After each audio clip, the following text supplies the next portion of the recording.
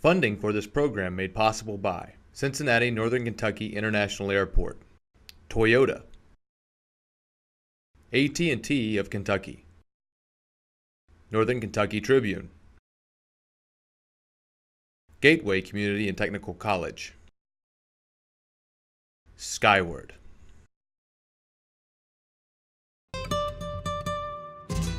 So one of the really number one reasons why I started Northern Kentucky Fencing Academy, in addition to my love of fencing, is my family. In 2010, my son Milos was born.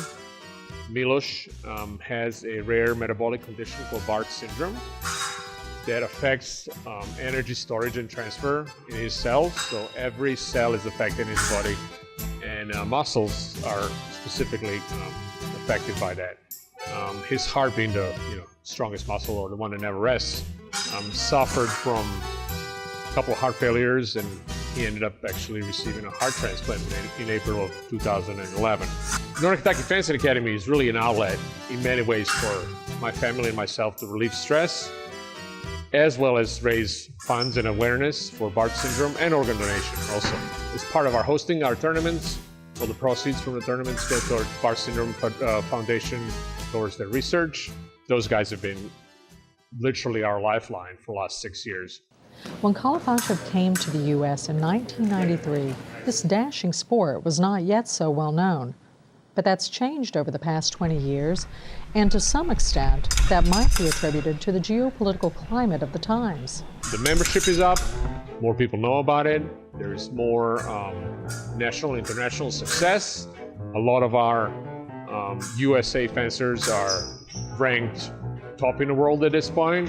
And all of this is really as a result of, I guess, geopolitical unrest of the early 90s in Europe, and the fall of the Soviet Union when Russia split up, Germany uniting and Eastern Bloc falling down, and all that kind of opened up possibilities for traditional coaches from Eastern Europe. A lot of Hungarian, Polish, Russian, German coaches finally saw an opportunity to leave and start a new life for themselves, and came to the United States and helped build up the program. And there was, moving in the right direction already, but just needed a little push. Here at Northern Kentucky Fencing Academy, we focus on epee, which is one of the 3 Olympic weapons. There's also foil and saber. I coach epee because this is what I fence, this is what I've learned. This is my true passion comparing to other 2. If I couldn't fence epee, sure, I'd fence other weapons versus not fencing, but this is my true love right here.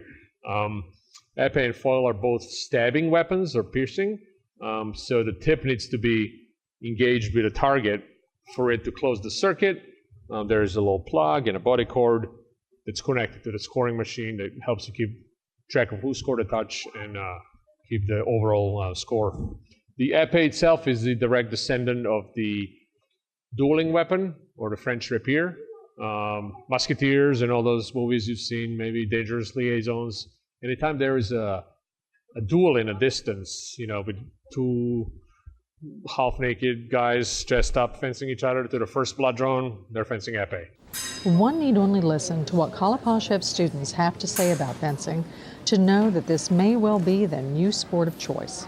It's empowering, entirely civil, and well, there is that whole Star Wars thing, right? I love how it's more about technique. And I love trying to figure out techniques and different ways to do things. That's pretty much my specialty in life. And I love it when I get to put that in accident, like with fencing. So it makes me kind of feel like I'm respected when I do it. I love just everything about really fencing. You get to go in, you get to have fun. You can be friends with the people you're fencing. There's a respect between everyone, and you go in, it's super intense. You can be 1 point until the final and going for gold medal, and after the match you just shake hands and you smile, and even if you lose you still have a great time. I like it a lot more than most sports, I think. I've always liked sword fighting, like Pirates of the Caribbean, all of those, Star Wars especially.